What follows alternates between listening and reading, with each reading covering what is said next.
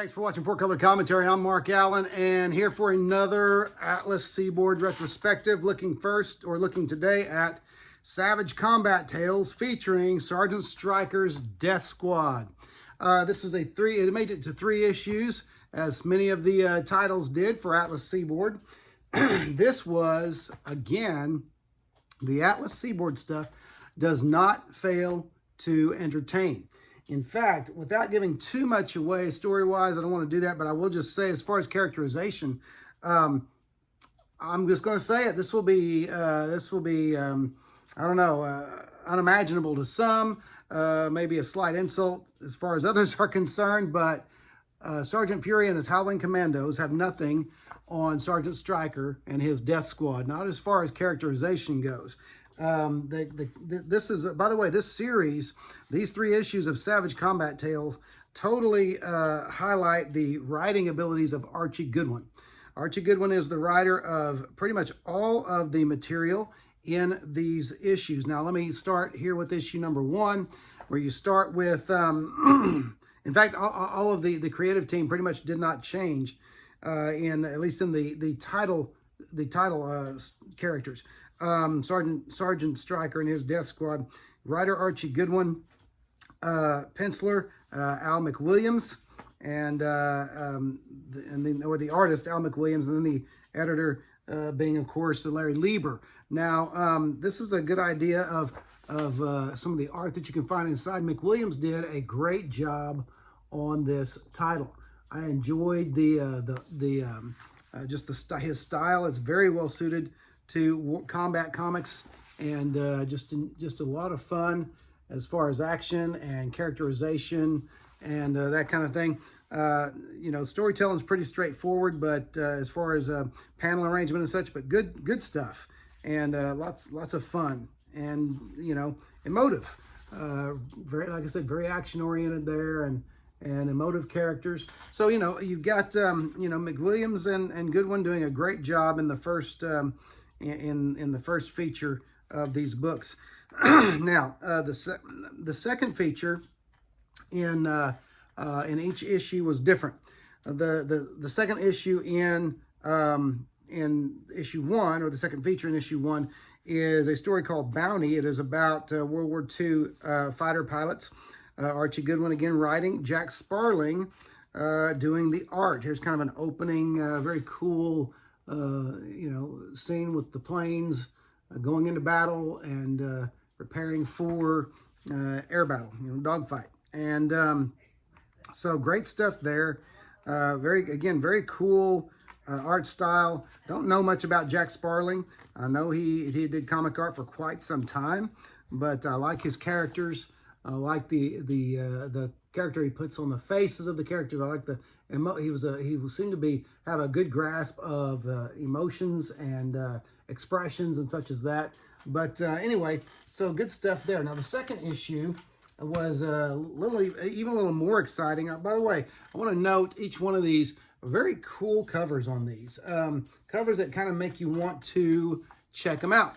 And I never have been a big war comics guy, but these did it for me.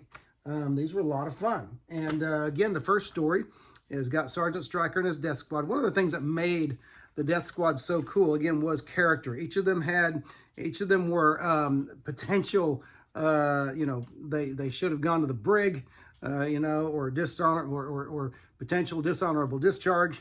And he made them into, the idea being that Sergeant Stryker was a great enough leader that he made them into a good fighting team. But again, second issue, Archie Goodwin doing the writing, Al McWilliams doing the art.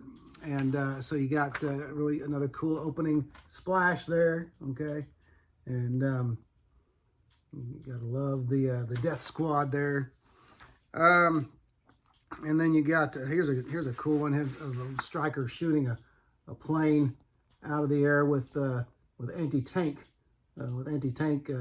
weaponry. So very cool stuff, exciting stuff. Okay, so you had the same great creative team there in the Sergeant Stryker story, and the second story is another one created and written by Archie Goodwin with a character called Warhawk with, again, Larry Lieber editing, but with art by the late, great Alex Toth. And so there's the opening splash page to Warhawk. Warhawk was a character that was just getting started. Obviously, it was his first appearance here. He was a character, a World War II pilot who wore a mask, and with a very cool design, I thought. But in fact, here's a good shot of the character's mask and how it kind of took on the hawk imagery above the goggles there with the eyes and everything. And so just great classic, as you can see, classic Alex Toth work. Here's the first view we get of him on page 2 of the story. Okay, but really cool stuff. And they're really kind of the 2 stories to each issue. And this being the second story, we get, we see, you kind of get into the character of Warhawk.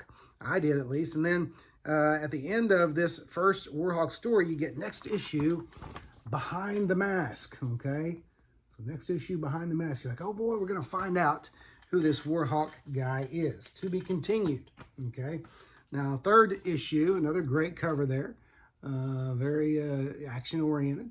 And of course, y'all know you need that for war covers, but even war covers aren't always that inviting, as inviting as these, I should say.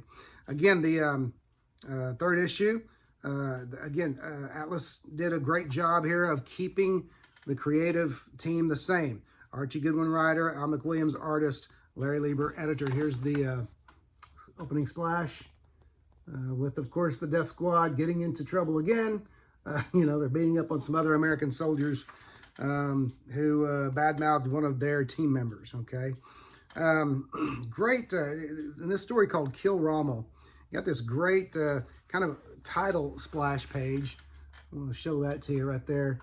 It's very, very dramatic style there as he's dropping right into the war zone, and just cool stuff. All right, so McWilliams, again, great job on this. Now here comes the disappointment, not in that the story was a disappointment, but remember the issue 2 at the end of the Warhawk story was the next. We saw the tease, next issue, Behind the Mask. Well, that didn't happen for whatever reason. What we get is a story again by Archie Goodwin and Jack Sparling called Dead Man's Ridge, which is again, it's too bad that it wasn't more Alex Toth Warhawk stuff, but what it is, it introduces a couple of very cool characters that they formed a team at the beginning, formed a partnership in the context of the story itself. And again, just a short story, mind you, half a comic, a little less than half a comic.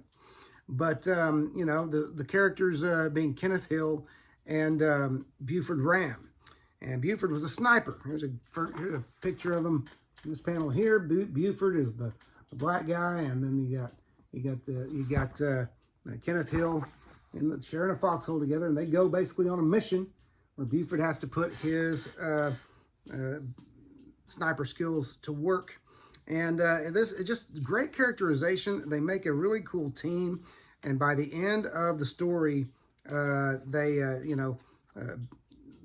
face the subject of racism at the time head on in this story, as much as you could expect from a comics code comic at that time. And his CO tells Kenneth at the end, you've proven yourself on this mission. Anyone in the outfit will share a foxhole with you now, and so you can choose anyone you want. He says, thanks, I'll stay with Buford. And so just kind of a cool story. And again, these were great reads. I would highly recommend, once again, the Savage Combat Tales comics, the 3 of them. Again, won't break the bank, as I say every retrospect, and you're going to enjoy them. You're going to enjoy the heck out of them.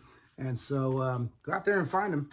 And that's another Atlas Seaboard retrospective. We'll keep them rolling for as long as I can. I'm going to be out of town for a little while, but I'll be back and do another video very soon. But anyway, thanks for watching 4 Color Commentary, and I'll see you next video.